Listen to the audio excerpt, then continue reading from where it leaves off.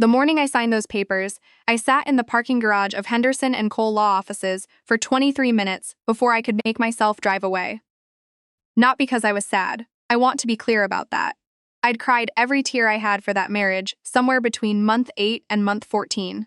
By the time I walked out of that office with the ink, still drying on the dissolution of my 7-year union to Spencer Holt, I was empty in the way you feel after a long fever breaks. Hollow, but clean. I sat there with both hands on the steering wheel, engine running, watching a pigeon walk back and forth across a concrete pillar like it had somewhere important to be. And I thought, I need to call my father. My name is Claire Whitfield. I'm 37 years old, and my father is the founder and majority shareholder of Whitfield Distribution, one of the largest regional logistics companies in the Pacific Northwest. He built it over 32 years from a 2-truck operation out of Tacoma into a company that now runs freight contracts across 6 states. He is not a warm man in the way people usually mean when they say warm. He doesn't hug easily or say I love you without clearing his throat first. But he is the most loyal person I have ever known, and when I called him from that parking garage on a gray Tuesday in March, he picked up on the second ring. It's done, I said. There was a pause. Then, come to the office. That was it. That was enough. I need to back up, because if I'm going to tell this story right, you need to understand how we got here. Spencer and I met at a fundraiser for the Tacoma Humane Society 7 years ago. He was charming in a way I mistook for confidence. He had an easy smile and a firm handshake, and he knew how to talk to people. How to make you feel, in the span of a 10-minute conversation, like you were the most interesting person in the room. I was 30, I was focused on work, and I had not been paying much attention to my personal life. Spencer paid attention. Spencer showed up. We dated for a year and a half. When he proposed, I said yes. My father said very little at the time, which I read incorrectly as acceptance. What I didn't know, what I was too in love to notice, was that Spencer came with a blueprint. He had a mother named Gloria, a brother named Philip, and a brother-in-law named Hector who had married his cousin, Denise. And somewhere in the early conversations that Spencer and Gloria had about me and about my father's company, a plan had started forming that had very little to do with love and very much to do with position.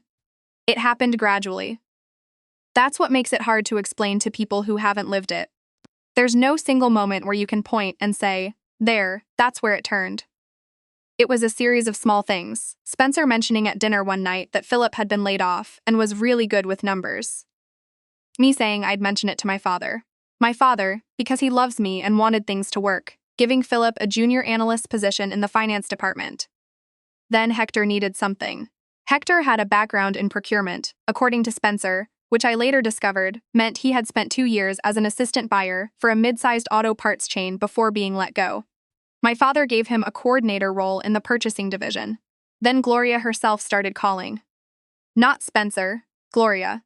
She would call my cell on Saturday mornings, ask about my week, tell me how much she appreciated me, how I was the daughter she'd always wanted. She had a gift for making you feel chosen. I know that now. At the time, I just thought she was an unusually affectionate woman. The calls shifted.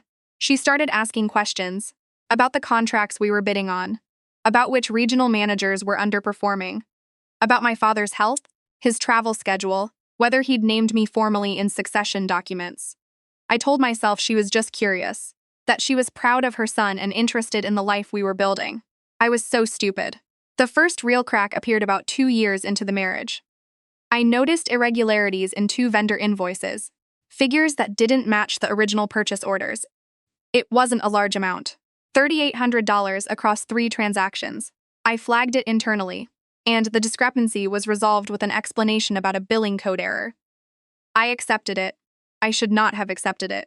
14 months later, our internal auditor, a meticulous woman named Joanne, who had been with my father for 16 years, came to me privately. She closed the door to my office, put a binder on my desk, and said, Claire, I need you to look at this carefully before I take it any further. What was in that binder was not a billing code error.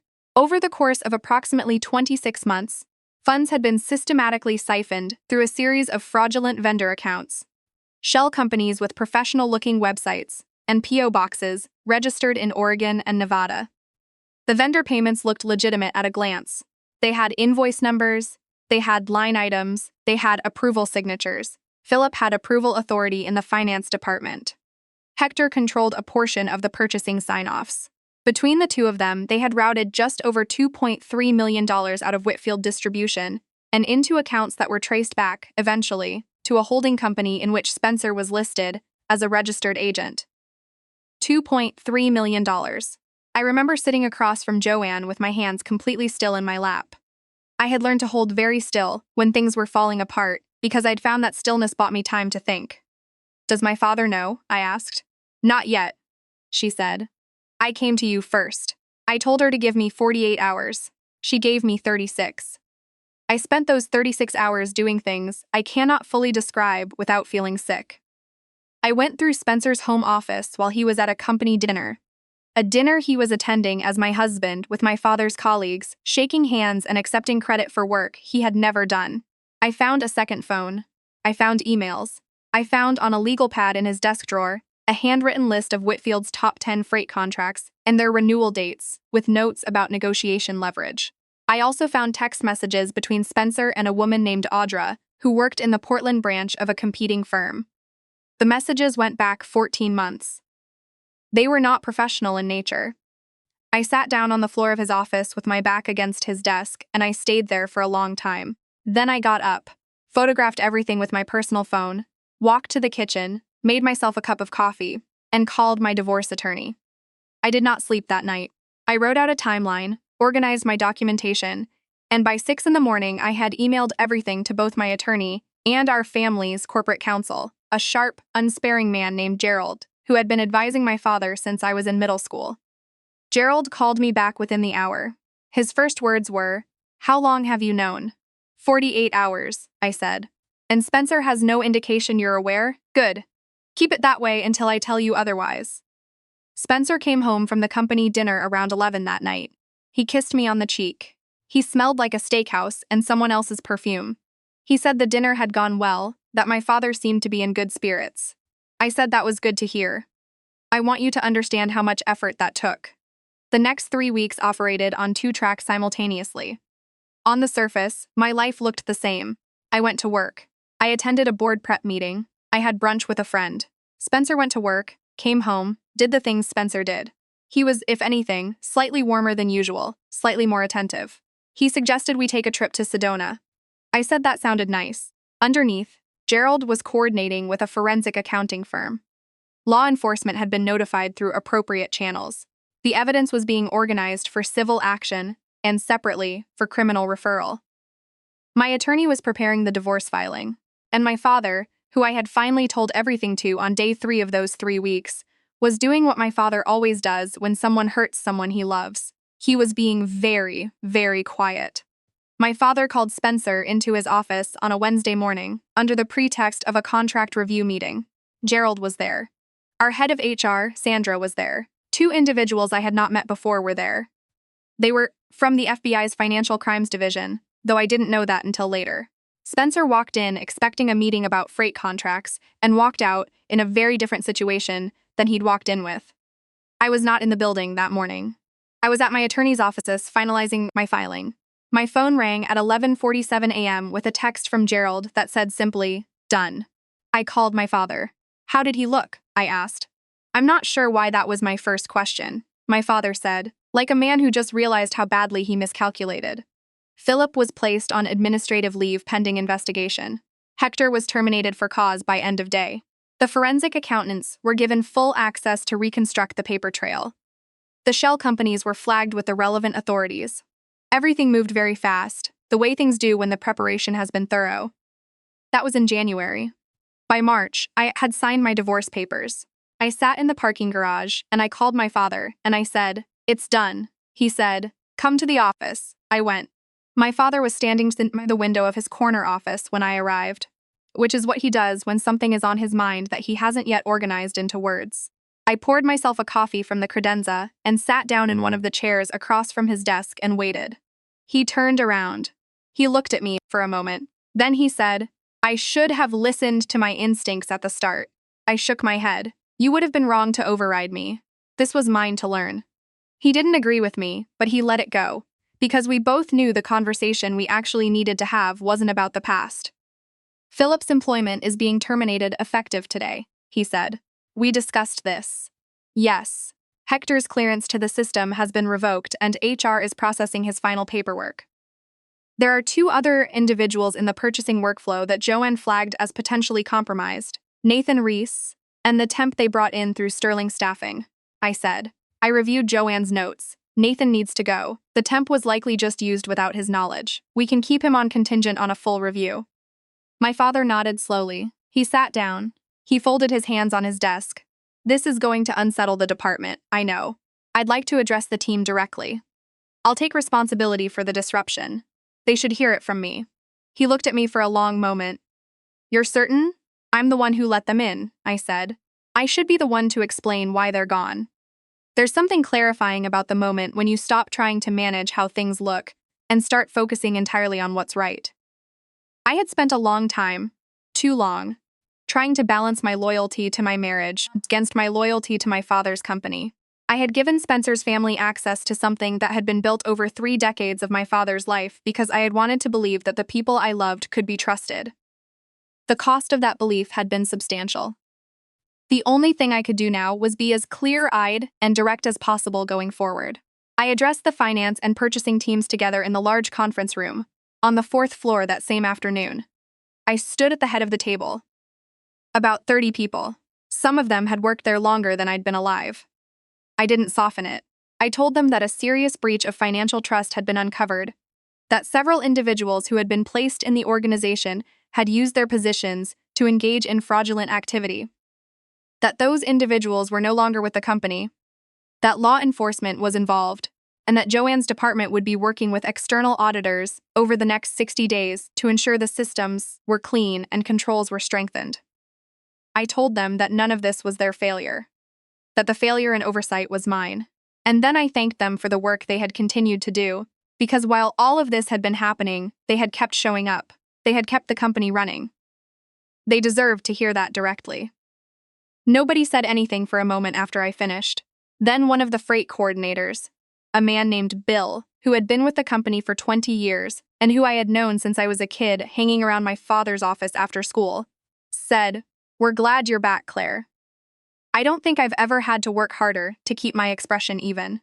The call from Gloria came at 7:17 that evening. I was home. I had made myself an actual dinner for the first time in probably 2 weeks.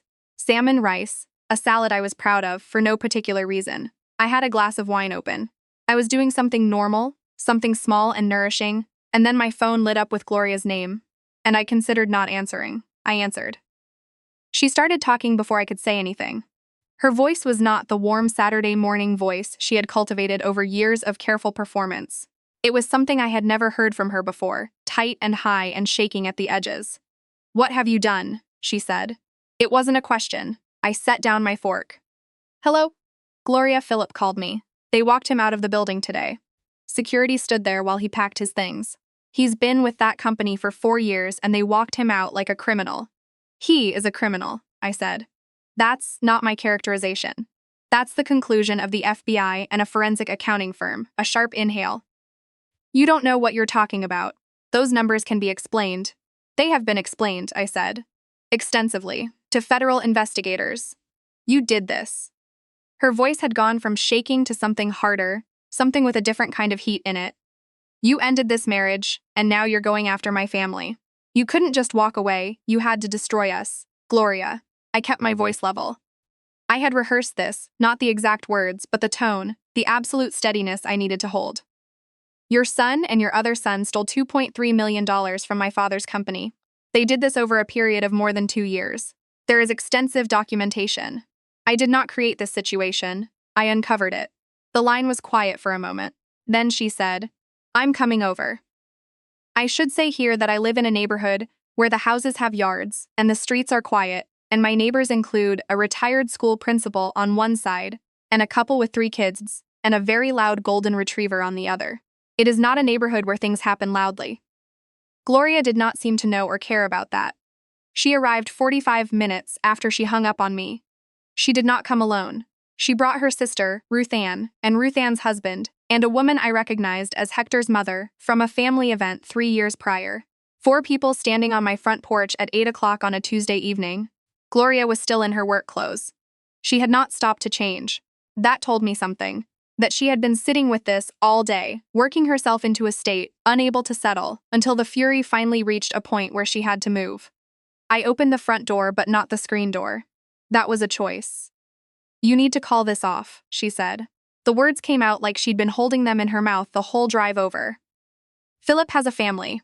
He has 2 daughters. Whatever you think happened, you cannot let this go forward." "I didn't initiate a criminal investigation, Gloria. The evidence was turned over to the appropriate authorities because that is what you do when someone commits financial fraud. You could have handled this privately." Her voice broke slightly on the last word. "You could have come to us. We could have worked something out. Made it right." "The way Spencer tried to work it out?" I asked. "By hiding a second phone and a list of our company's contracts with notes on how to undercut us." She flinched. She knew about the phone. Of course she knew. Ruthann put a hand on Gloria's arm, which Gloria shook off. "You destroyed this family," Gloria said. "My son loved you. He made mistakes, terrible mistakes. I'm not saying he didn't, but you had 7 years together. You had a life. And you threw it away and took my family down with you." I looked at her for a long moment. The porch light was on. I could see her clearly. The lines around her mouth, the gloss of tears she was refusing to let fall, the way she was holding herself together, through sheer momentum of anger, because if she stopped being angry, she might have to feel something else entirely. I felt something for her. Not forgiveness. Not yet, maybe not ever. But I felt the edges of something complicated, because I had genuinely liked this woman once. I had believed in her warmth. And some part of me understood that she had probably convinced herself, the way people do, that what she was doing was just looking out for her children, that it wasn't really wrong if the people you loved benefited from it. But understanding something isn't the same as excusing it. "Gloria," I said quietly, "Philip and Hector made choices, adult choices, with clear awareness of what they were doing. Spencer made choices. What happens now is the consequence of those choices. I'm not going to call anything off. I'm not going to use my family's company to absorb the losses your family caused and pretend it didn't happen. And I'm not going to stand on my own porch and be lectured about loyalty by someone who spent 4 years treating my father's life's work like a personal resource." She stared at me. "I am sorry that this is painful," I said. "I mean that. I am not glad that Philip's daughters are going to grow up with this. I am not glad about any of the collateral harm, but it is not mine to carry. I didn't create it." I stepped back. "Good night, Gloria." I closed the front door. I stood in my foyer for a full minute with my hands still on the doorknob, listening to the sound of voices on the porch gradually moving toward the street, car doors closing, an engine starting. Then silence. I went back to my dinner. The salmon was cold. I reheated it in the microwave and sat down alone at my kitchen table and ate every bite, because I was hungry and because small, ordinary acts of self-care felt, in that moment, like a form of resistance. The investigation moved forward on its own timeline, which is to say slowly and without the dramatic urgency of anything on television. There were follow-up interviews. There were requests for additional documentation. Gerald navigated it efficiently. I was kept informed but not overwhelmed by it. Philip was indicted on wire fraud and theft charges 4 months later. Hector reached a plea agreement and cooperated with investigators, which reduced his exposure significantly. Spencer's situation was more complicated. His role was harder to prove directly, which Gerald had anticipated. But the civil recovery action against him was proceeding, and the likelihood of him ever working in a position of financial trust again was essentially zero. The divorce settlement was handled separately, and, I'll be honest, was not pleasant. Spencer had an attorney who worked hard to position him as someone who had been cut loose unfairly from a company he had contributed to. That argument had a very short shelf life once the forensic accounting report entered the record. The final terms were reasonable, and I won't detail them here except to say that I kept the house, and he kept his dignity, which I thought was a fair trade all things considered. My father and I had lunch together the week the settlement was finalized. We went to a diner near the port of Tacoma that he had been going to since before I was born. A place with laminate tables and very good pie and waitstaff who had known him for decades and called him by his first name. He ordered the patty melt. I ordered the turkey club. We talked about a new freight corridor we were building out in eastern Idaho. We talked about Joanne's recommendation to upgrade the audit software platform. We talked about a project manager, a recent hire named Darnell, who my father thought had real potential and wanted me to mentor. We didn't talk about Spencer. We didn't talk about Gloria. At some point near the end of the meal, my father put down his coffee cup and said, without particular emotion, "You handled yourself well." From my father, that is a speech. I looked at him across the table, this man who had built something real with his hands and his attention over 32 years, who had watched the person he trusted most let the wrong people through the door, who had never once, in all of it, made me feel like the damage was my fault. And I thought about how I used to sit in the corner of his office as a little kid with a coloring book, listening to him on the phone, thinking he seemed like the most capable person in the world. He still did. "I learned from someone," I said. He made a sound that was close to a laugh and picked his coffee back up. "There is a version of this story where I tell you I have no regrets, where I wrap it up with some clean resolution about knowing my worth and closing that chapter with grace. That version would be easier to tell. The true version is messier. I still have mornings where I wake up, and the first thought I have is the look on Spencer's face the last time I saw him. In the hallway outside the mediator's office, right before we went into final settlement discussions. He looked at me like he was waiting for me to say something, or maybe hoping for it, like there was still some last appeal he could make if he could just find the right words. I don't know what he expected. I don't know what I expected. I said, "Hi, I'm Claire." He said, "Claire." And then we went into the meeting, and we dismantled the last pieces of 7 years and we walked out in opposite directions. I grieved it. I want to be honest about that too. Not him, exactly. I had already grieved whatever illusion I'd had of who he was. But I grieved the marriage I had thought I was building, the version of my life I had believed in. You can be angry and right and fully justified and still grieve the thing you lost. Those aren't contradictions. What I don't grieve is the decision to tell the truth. I don't grieve turning over that binder to Gerald. I don't grieve the conversation I had with the finance team, or the one I had with Gloria on my front porch, or any of the hard things I had to do to put this right.